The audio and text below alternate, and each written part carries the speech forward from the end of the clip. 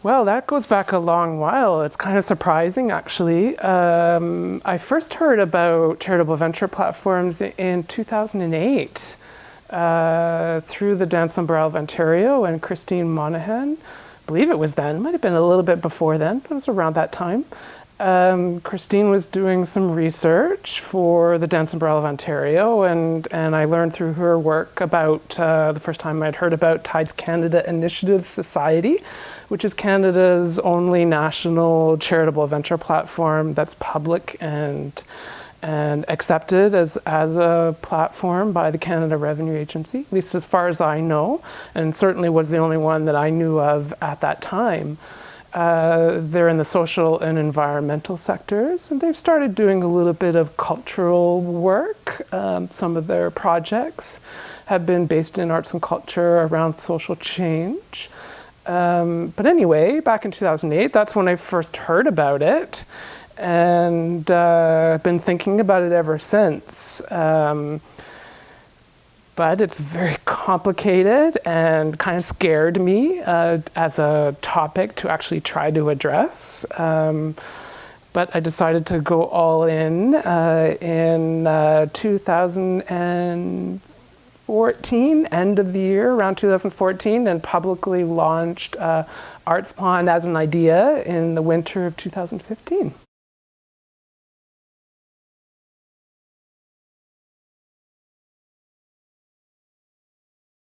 What steps have I taken to learn?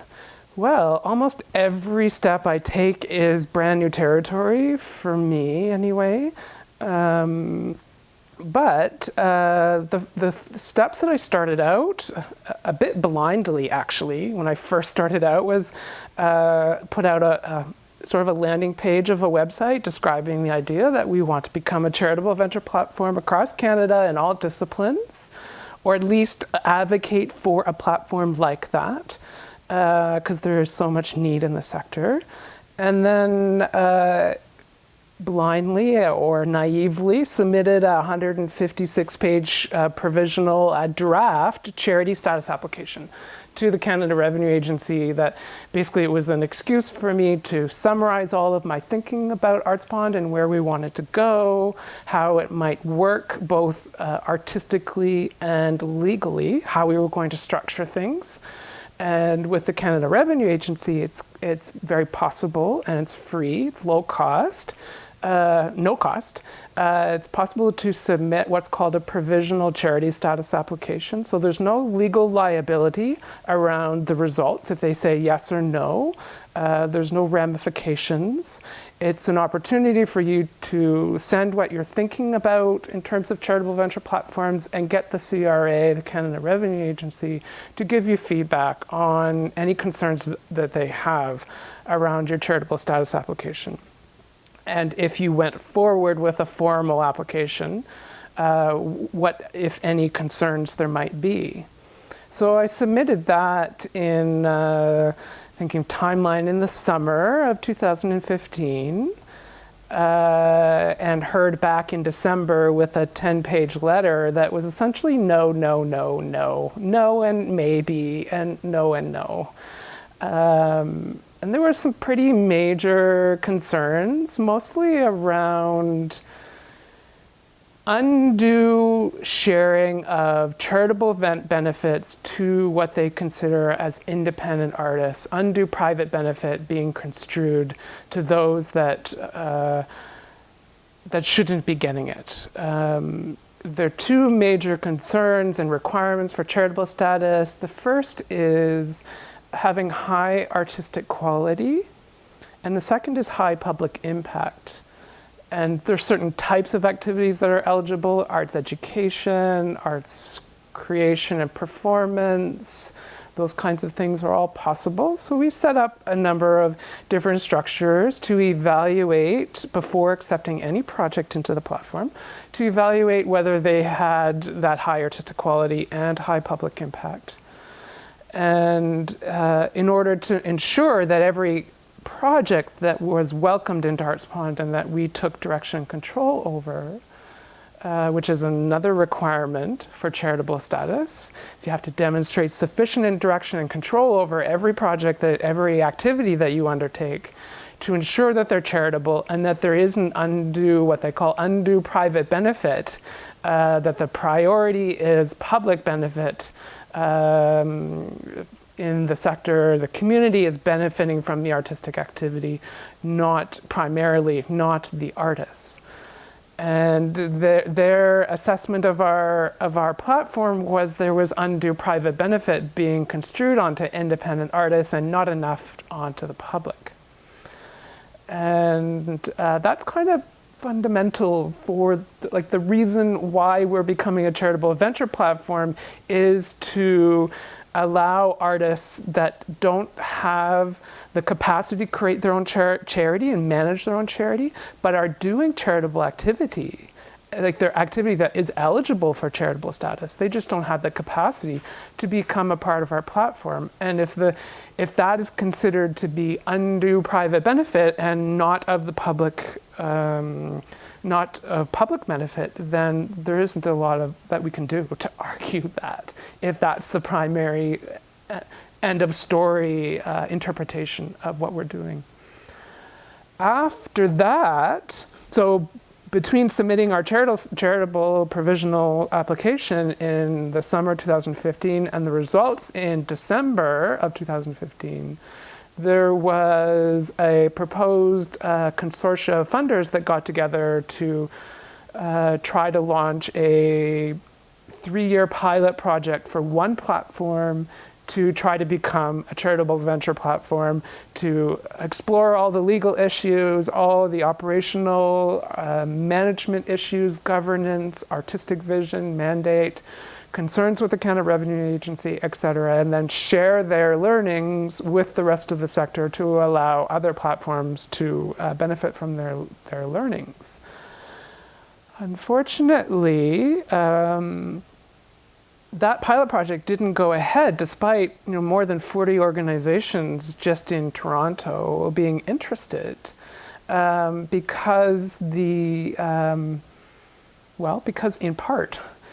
of the results that we got from the Canada Revenue Agency around ArtsPond's proposal.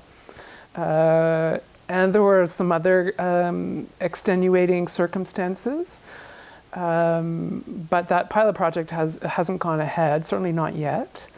And in the meantime, we're trying to figure out what to do. So yeah, that's where we're kind of at the moment.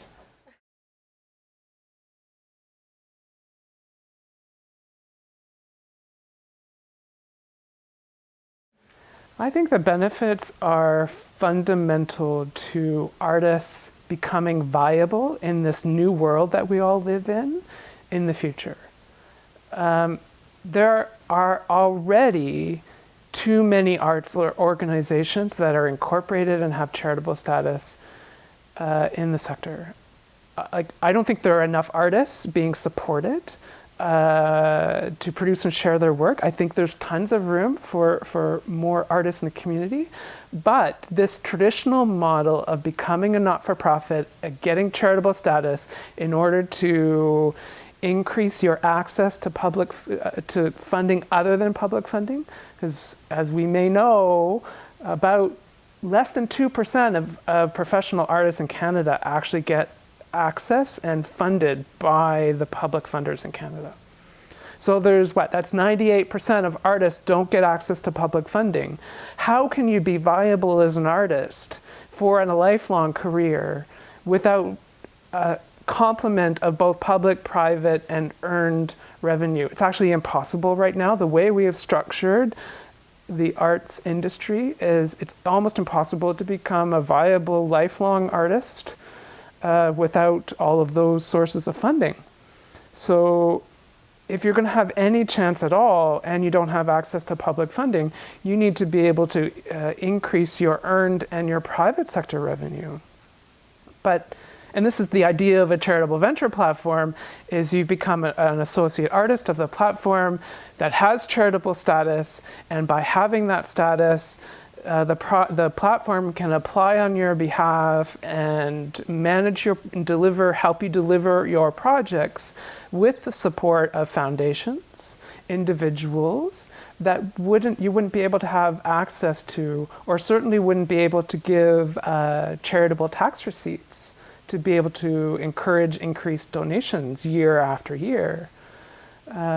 Without that kind of charitable status. You just won't be able to get that kind of funding. So then that leaves 98% of artists in Canada living off of earned revenue, which is not enough. Ticket sales, if you're lucky, represent 5 or 10% of an annual budget of an arts organization, maybe 15%. So where's the rest of the money going to come from? That's the idea of a charitable venture platform, is to try to diversify and attract new donors to the independent arts community, or I prefer the small as opposed to independent, the small creators and producers that don't have access to public funding on a regular basis, to be able to diversify their support and use our platform as a charitable venture platform to help manage and report and make sure that their activities are of high quality, high public impact, and are transparent to the sector in terms of their impact. There are other benefits. Not-for-profit structures provide a certain level of insurance coverage around liability and risk. When you're an individual artist and you don't have a not-for-profit structure, you're taking on 100% liability of those as a charitable venture platform to help manage and report and make sure that their activities are of high quality, high public impact, and are transparent to the sector in terms of their impact. There are other benefits. Not-for-profit structures provide a certain level of insurance coverage around liability and risk. When you're an individual artist and you don't have a not-for-profit structure, you're taking on 100% liability of those projects, unless you buy insurance. But you're taking on the liability if things go south badly. You're taking on the full liability of that loss as an individual. If you are an associate artist of a charitable venture platform, there's the benefit, and if there's many artists, we can reduce the costs of buying insurance and providing a not-for-profit structure to allow you to reduce your risk and gain the benefits of a board of directors, the staff of the platform to help administer and manage your projects, and to help increase your skill learning over time to become more effective and potentially create your own not-for-profit down the line.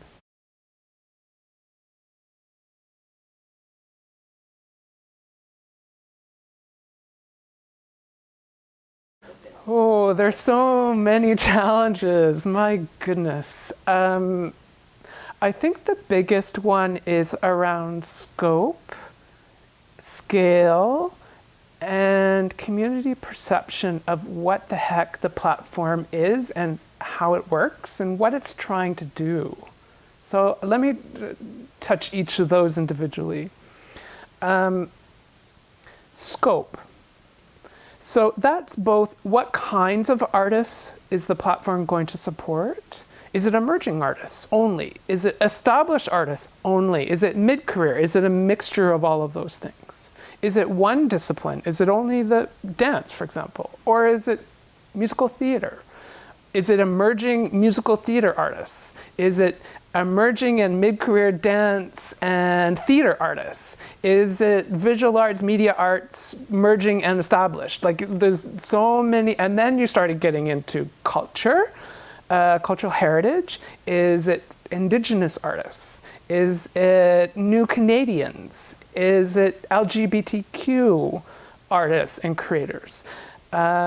Geography, is it in Toronto, here locally? Are you working provincially? Are you hoping to work nationally? How do you curate and make decisions about which projects you are going to support? Is it need versus quality? So that the artists that most need the support, or are you trying to support the artists that have the highest quality possible in order to try to, tell audiences and convince audiences that there's really great art being made in Canada. It's not just emerging creators, it's the best artists in Canada, independent, small creators and producers in Canada that go through the platform.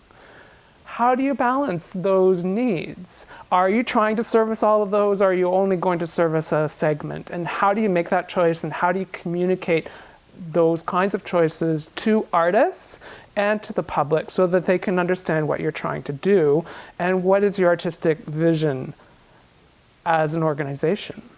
In essence, I see a charitable venture platform being like a presenter or a curator of artists from a specific region, specific culture, specific discipline, style. Is it contemporary versus traditional versus modern, or something in between, or is it interdisciplinary or intercultural? So you have to make a lot of decisions about who you're going to select into the platform in terms of scope. Scale is the next major issue. As a platform, we are only viable, ArtsPond is only viable by taking a portion of all revenue that's raised on behalf of every project, so every individual donation, every grant, every foundation support or sponsorship. We'll take a portion of that to help direct and control the projects to make sure that they have high artistic quality, high public impact, the requirements of charitable status.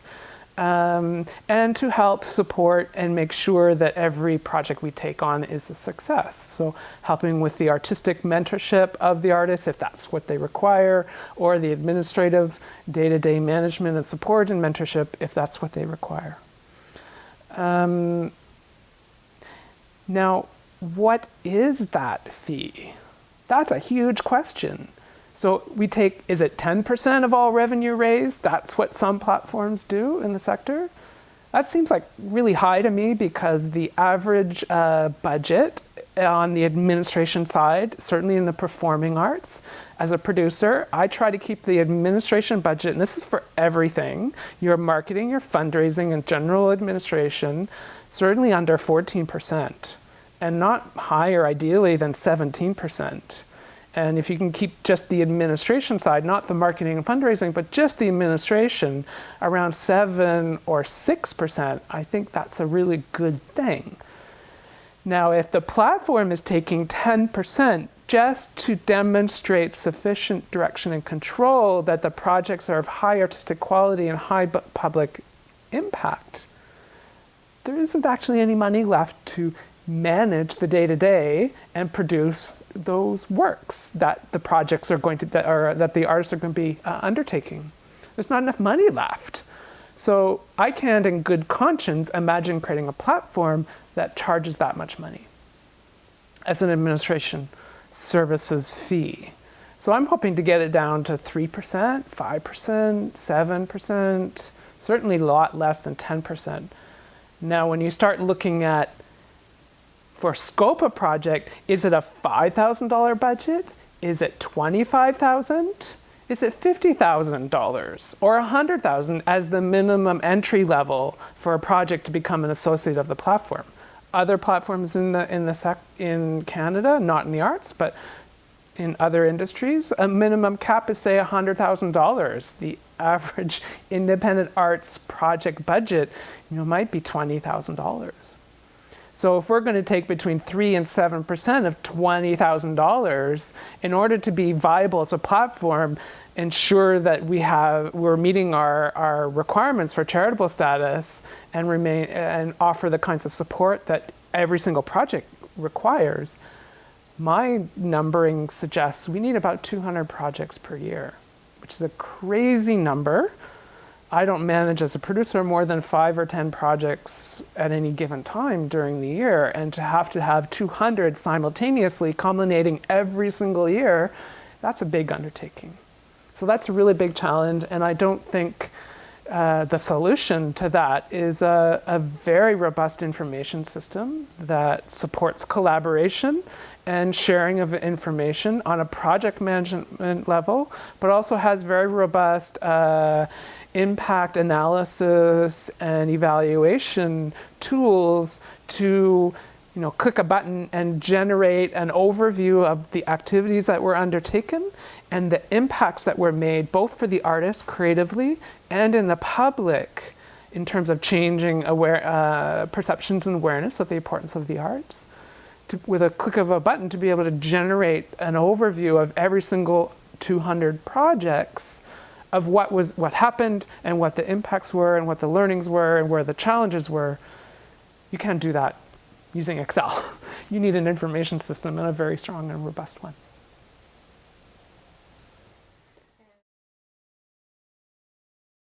So really it's about relationship building and partnerships, because no one can do this alone. It's too complicated, and there are too many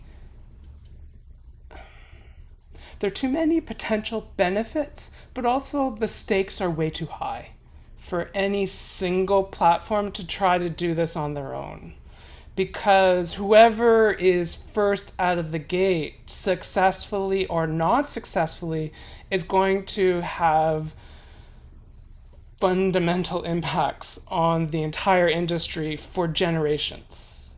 And I take that really seriously. So I'm trying I'm one human. I'm just one person. But within that context and within my driven desire to make a charitable venture platform, and not just one, but many happen, I'm investing quite a bit of my energy and time in trying to build relationships and shared learning around where this movement is trying to go. So there are a couple things that I've been working on. Thanks to a grant from the Ontario Arts Council, I've been networking with other organizations that have an interest in either becoming or supporting the emergence of charitable venture platforms to discuss next steps and why we think charitable venture platforms are important, and if we were to become a charitable venture platform, how would we do it? What do we want to tell the Canada Revenue Agency to try to convince them to allow these platforms to start happening in the sector? In essence, creating a manifesto that has a little bit of legal advice around it to help guide our individual organizations, and within a certain level of comfort, if we have it, to share what we learn with the rest of the sector. So working on that, and that's going to come to a culmination this fall. So watch out, stay tuned for more information. Collaborate. So there's quite a few of us. Also working on the digital infrastructure system, because I think if we can build something that manages the main day-to-day activities of what a platform needs to be viable, and if we can make it open source or very low cost, then there can very quickly be, once there's clarity around the future of what a charitable venture platform is, there can very quickly be all kinds of platforms to start emerging and be accountable to the Canada Revenue Agency around their data and activities. So there's about 40 organizations that are actively being involved in imagining that infrastructure, and we're going after a lot of funding to try to make it as low cost or even free to the sector as possible. I think the other things that we're working on is what else? So there's the charitable venture platform. Can a charitable venture platform be economically viable only being a charitable venture platform? My research and feelings about this is absolutely not. if you're, especially if we're only taking 3 to 7% of revenue raised, if we're taking 25% or something crazy like that, then maybe it could be viable. But at such a low cost, that's that's good for the sector. We can't just offer charitable venture platform services and be economically viable in the long term. In order to keep the fees for artists low, there has to be other sources of revenue that can help supplement the needs of the platform, the day-to-day administration, insurance, office space, marketing, liability, all of that stuff. There needs to be other sources of revenue to support that. So the infrastructure, so if we build an information system that we need to be economically transparent and artistically accountable to the needs of the community and the needs of the Canada Revenue Agency, the kinds of things that we need to keep track of are the same, I think anyway, are the same as what an individual artist or a small arts organization would need. The kinds of questions: what's my activity? What was it called? When did it happen? Who attended? How much money was spent in what areas? How much money was raised from what sources?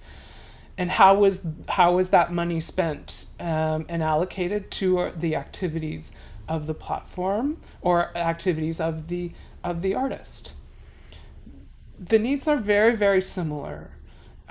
So if we build something that we require to become a charitable venture platform, why not make it available to the rest of the sector? Either from an earned revenue point of view, if we could charge $5 a month or $2 a month, at least it's some money to go into the platform and feed our accountability. So we're looking at making a whole bunch of free subscriptions available for people that can't even afford $5 a month, but opening it up to as many people as possible that can afford it for $5 a month. If we have 10% of all artists in Canada use it, it's a very significant pool of money. As a not-for-profit platform and structure, we're absolutely devoted to that.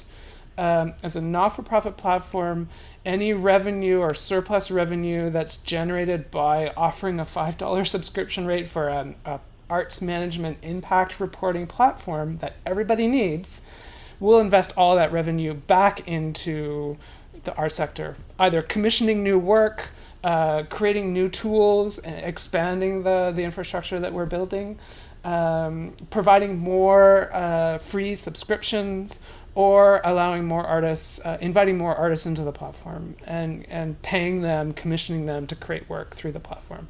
So any kind of surplus revenues that's not required by the platform will be invested back into the community. So that helps, and also provides we'll keep a little bit of it for the platform itself.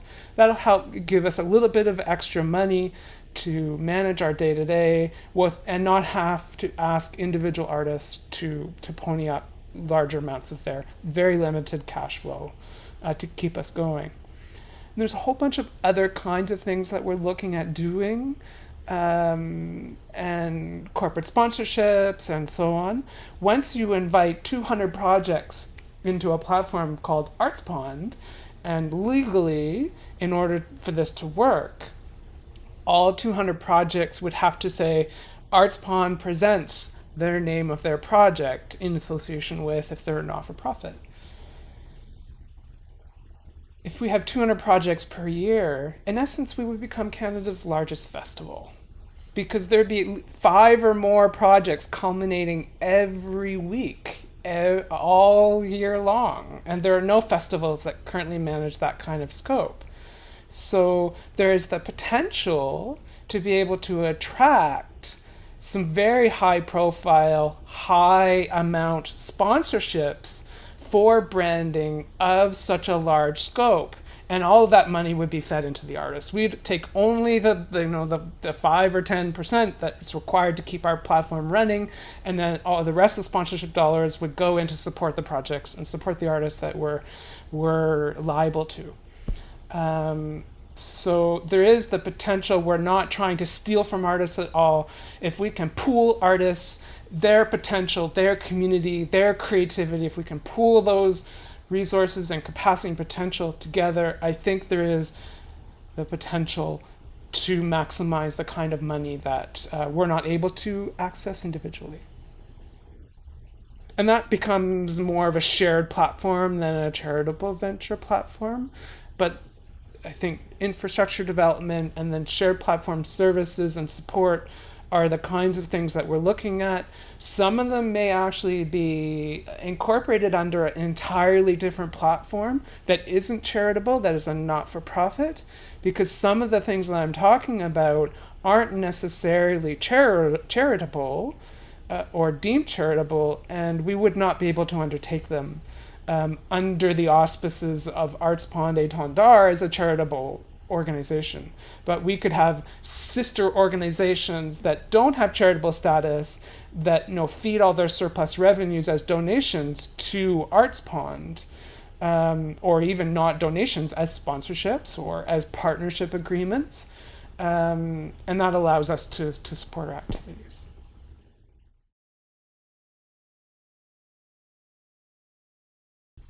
Well, I think it depends on the audience. So administrators, producers need to understand all of the legal in and outs of how all of this works. And they're complicated, and there's no clarity right now what is acceptable and what is not acceptable, and what's deemed charitable and what is not deemed charitable, because charitable law is based on common law that's very vague and very ancient and old and not prescriptive at all. It's all around precedents, when people have said, okay, I'm going to challenge your interpretation of that very vague language from the 1600s.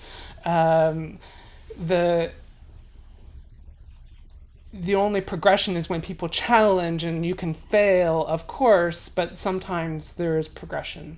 And so producers, managers, founders of new charitable venture platforms need to really deeply understand the current assumptions and language around interpretation of charitable statutes and common law.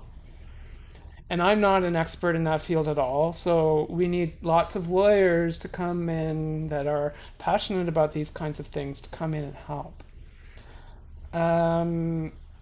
Artists need to understand that they're not, if it's done right, and at least the intention of Arts Pond and our work as a charitable venture platform, if it's done right, by becoming an associate of the platform, you're not selling your soul. You're not selling your creative vitality and ownership of your work to become a member of the platform. You are entering into a relationship, and that's can be potentially a fairly complex relationship until people understand how it all works. In the beginning, it might be a bit more work than it needs to be. But once it's all established, you're in a relationship with the platform, as long as an artistic relationship with the platform as an associate of that platform. And when and if you decide to leave, or the platform asks you to retire from the platform, there'll be a way, we'll make it happen. There'll be a way that the ownership and rights to your work are yours.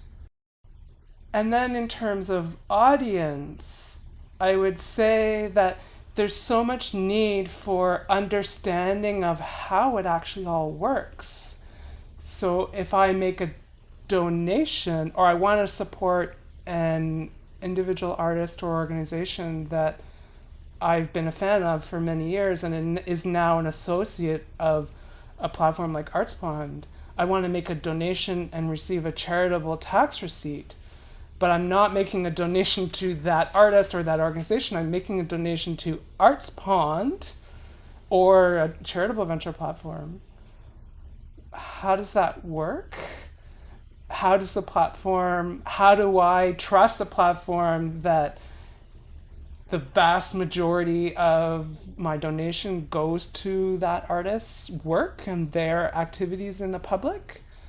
Um, is it okay that that's what's happening? Like, am I worried about getting a tax receipt from ArtsPond and not from the artist? What happens long term? What's my relationship with that artist now that I'm starting to make a donation to ArtsPond? Or another platform. I make a donation, let's say in 2017, and let's say the artist retires as an associate from ArtsPond in 2018. Who do I make a donation to? Is ArtsPond able? They have my information. Is ArtsPond able to solicit me to ask for a donation to support ArtsPond, or is there going to be an agreement in place that I, as a donor, am supporting the individual project that is happening, and ArtsPond does not have a right to ever solicit a donation from me for ArtsPond's activities? Like, what's I don't know the answers to these kinds of questions, but they're things that I'm thinking about. What are the expectations of the public of ArtsPond?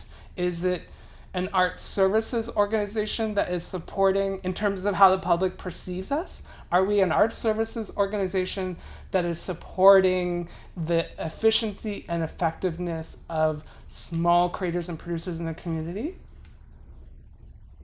That's a valuable mandate and a valuable perception, but that's actually not a charitable, that's not charitable. We can't be that. That you can only offer administrative services as a not-for-profit structure. Now, there's lots of ins and outs there I'm not going to get into, but it's just one example of how the relationship could be complex, and there's going to need to be training, sharing, very clear, concise, not overwhelming, not miles of text, but in 2 or 3 paragraphs we have to, or in 2-minute promotional video, we have to be able to succinctly and clearly communicate how all this thing actually works, and what our liabilities are and what our guarantees are to each other in a relationship, to the artists and to the public that we're trying to connect with. Another issue is other charitable venture platforms. The current kind of feeling in the community that I'm getting is we're all kind of working pretty independently and a little bit worried about our not sharing our business models and the lessons that we're making in the sector around what it means to be a charitable venture platform and how to make it work in a viable way. And that's not servicing anybody. That's servicing a single organization. And there are 140,000 almost independent artists in Canada as of 2011. So there's probably 140,000 now. Every single one of those artists could benefit from having access to a platform like this, especially if only 2% of them are getting public money. So there's no way ArtsPond can support 140,000 independent small creator professional artists in Canada. There's just no way. Not to mention the 10,000 or more not-for-profit organizations that are currently in operation. It's 14 or 16,000. There's no way. So when we get to that question about scale and scope and mandate, we can maybe do 200 if we're lucky and have a robust information system, but we can't service that many. So there needs to be more platforms than us, and we can't do this alone. So I believe we all have to share. We have to share what we're learning, what's working, what's not working, and collaborate so that the lowest possible fees are required of artists to administer and manage the liability, to be a member of these platforms, to be an associate of these platforms.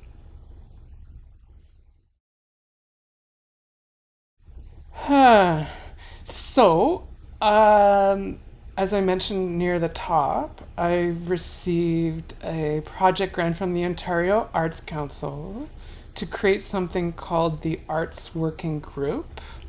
And this interview is part of the activities of the group. We're asking the same questions of other organizations that are involved in the collaboration. And then so the final question is, what do we want to see as a result of this specific research project? And I guess what's the contribution of this project to trying to help charitable venture platforms become a reality? And I think that's what I want to see. I want the necessary advocacy, proof of concept and evidence of the commitment, the wherewithal, the knowledge base, the transparency and accountability of the arts sector here in Toronto and hopefully across Canada to address any concerns there might be around liability, eligibility, quality, and relationship to artists that the Canada Revenue Agency might have, to prevent them from allowing charitable venture platforms to start happening. So I know as soon as they say yes to another, the floodgates will open and they're going to be inundated by potentially, I would think potentially hundreds, if not thousands, of proposals from not just the art sector, but from the environment sector, social services or social justice, health, basically the whole not-for-profit sector is waiting for clarity around the future of charitable venture platforms. And as soon as there's any kind of precedent, I think the floodgates will open of people requesting. And they may be just resisting that from ever wanting that to happen. But I would like to provide an evidence base of the clarity of the community that I'm working in, that we know what we're doing, we're committed to addressing concerns, we're committed to developing an information system that will allow us to be accountable and transparent, and that we have a robust system in which with which we are going to curate and accept artists and projects to become part of our platform, and then report on those with clarity and great granular detail if that's required, but also very high level strategic bird's eye view aggregate level research and impact reports on the public impact and the quality of the work that we're doing. I don't know, to be honest. I think we are, in so many ways, at a fundamental, I don't want to use the word crisis point, but defining point. We're seeing so many challenges in the art sector, loss of housing, increasing competition in both for audiences and for funding, for studio space that's affordable. And how we can disseminate and share our work with audiences. Increasingly, there's expectations that even live performances are going to be available in the digital world. And it's fundamentally changing not only how we disseminate and share work, but how we create work and what's required and what's expected for any audience member to say, yes, I'm going to donate, or yes, I'm going to buy a ticket.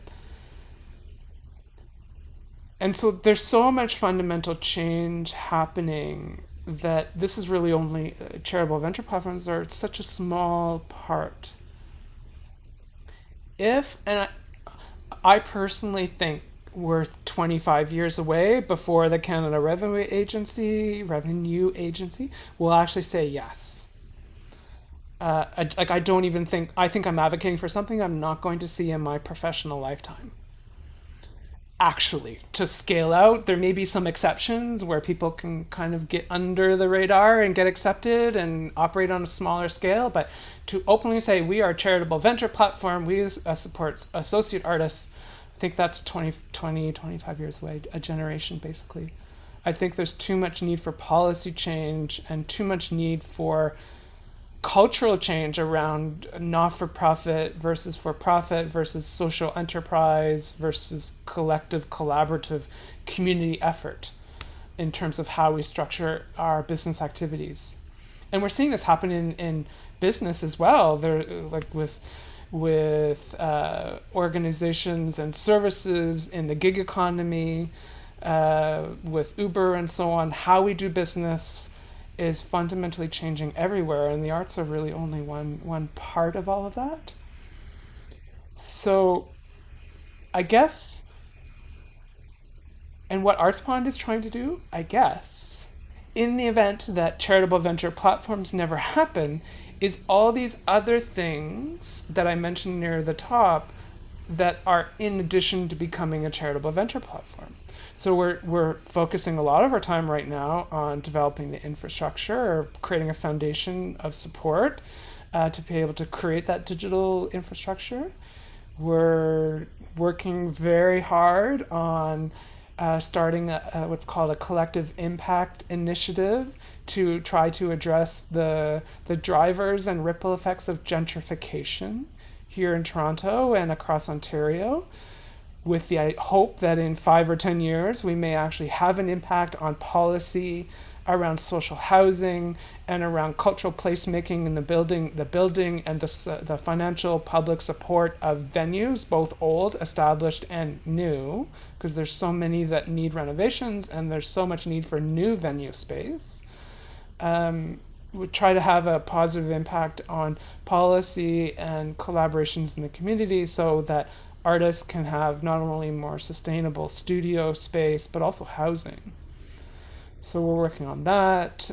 We're working on developing an e-learning site to help train the next generation of aspiring and emerging artists and producers in high school and in early university years to become better managers and producers of their work, because they're most likely never, the vast majority, are never going to have their own arts manager to help them produce their work. And we're just not training our artists properly in our schools on the business skills side of things. So we're trying to offer some platforms to support that.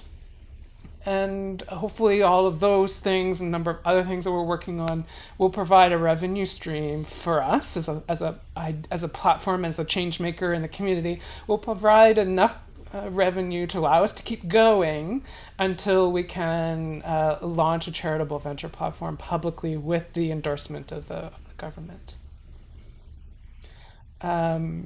If you're still watching this, still listening to me talk and talk and talk, we've just launched a new initiative called Inflow or Afflux. It is our first multi-year creative residency program. It's open to artists of all disciplines, emerging and mid-career professional artists anywhere in Ontario. It's what we see as a precursor of the charitable venture platform, we hope. It's a 2-year residency to come in and become an associate of our platform, associate resident artist, and we'll help you either as an individual or another not-for-profit organization. Will help you bring your projects to culmination with the end goal of gaining charitable status to support your work going forward into the future as a charitable entity. So apply today. It's open until it's later in August. I've forgotten the deadline date. Late in August. So yeah, check out our website. And talk to you all soon. Stay tuned.